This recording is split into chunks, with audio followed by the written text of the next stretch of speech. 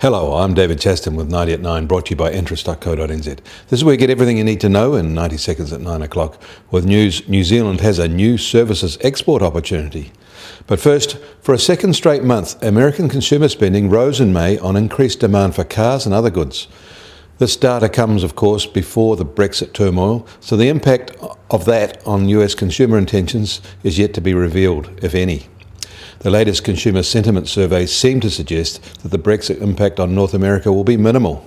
But then again, combined with the uncertainty of the US presidential campaign, some see a wider impact yet to be reflected in the sentiment data.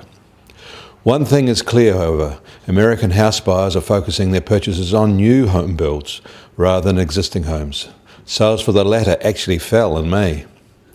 Wall Street is stronger today, up more than 1.5% in mid-afternoon trading.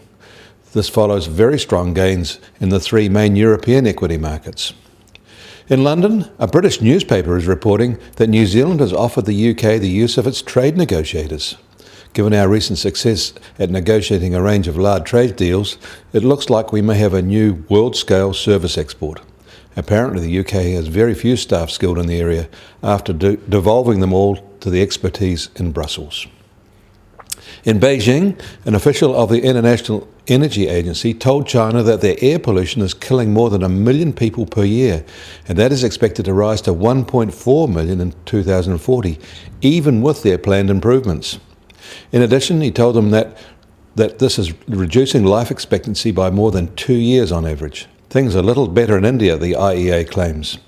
In New York, the benchmark US Treasury 10-year yield has held up overnight and is still at 1.47% in late trading. Credit risk premiums are making quite a noticeable recovery today in late trading.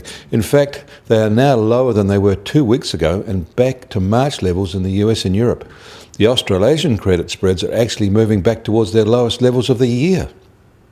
The US benchmark oil price is up again today by almost $2 and now just under $50 a barrel, and the benchmark is just over $50 a barrel. The gold price is also higher, up $9 to $1,323 an ounce. And completing the trifecta, New Zealand dollar has risen overnight by as much as 1 cent and is now at 71.1 US cents, 95.7 Aussie cents and 64 Euro cents. The TWI is at 74.7. I'm David Chaston, and that was 90 at 9, brought to you by interest.co.nz.